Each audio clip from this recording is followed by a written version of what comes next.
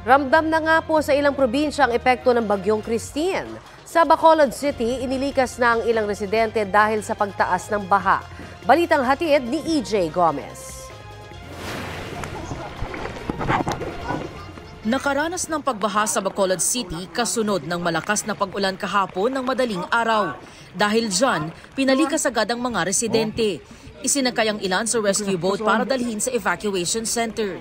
Sa ilang barangay, umabot pa ng hanggang liig ang tubig. Sa barangay Takuling, may punong natumba at bumagsak malapit sa isang bahay.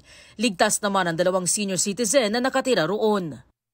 Bumaha rin sa iba't ibang bayan at lungsod sa Negros Occidental. Bumagal tuloy ang daloy ng trapiko sa ilang kalsada roon. Nakaranas din ng pagbaha sa Tagbilaran, Bohol dahil sa malakas na ulan. Nalubog pa sa tubig ang isang nakaparadang sasakyan. May mga residente ring sumuong sa baha para lang makauwi. Bukod sa Visayas, naranasan din ang pag-ulan at pagbaha sa ilang bahagi ng Luzon, tulad na lang sa bayan ng Pili sa Camarines Sur. Nagdulot pa ng landslide ang pag-ulan sa Calanasan, Apayao. Humarang sa kalsada ang gumuhong lupa. Ayon sa mga otoridad, nadaraanan na rin ang kalsada ilang oras matapos magsagawa ng clearing operations doon. Malakas na hangin naman ang naranasan sa Lawag, Ilocos Norte. Tila nagsayawan ng mga puno at halaman doon sa lakas ng hangin. Dahil nababahala sa masamang panahon, nag-ani na ng mga palay ang mga magsasaka.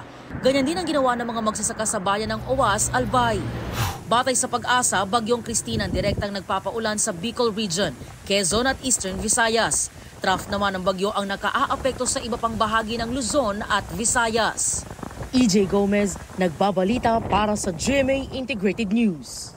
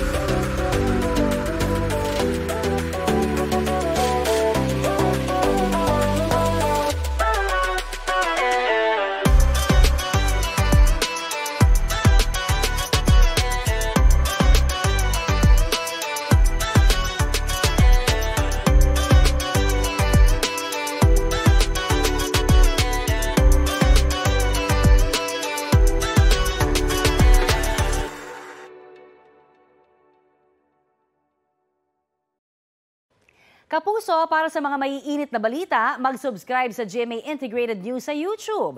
Sa mga kapuso naman abroad, subaybayan nyo kami sa GMA Pinoy TV at sa www.gmanews.tv.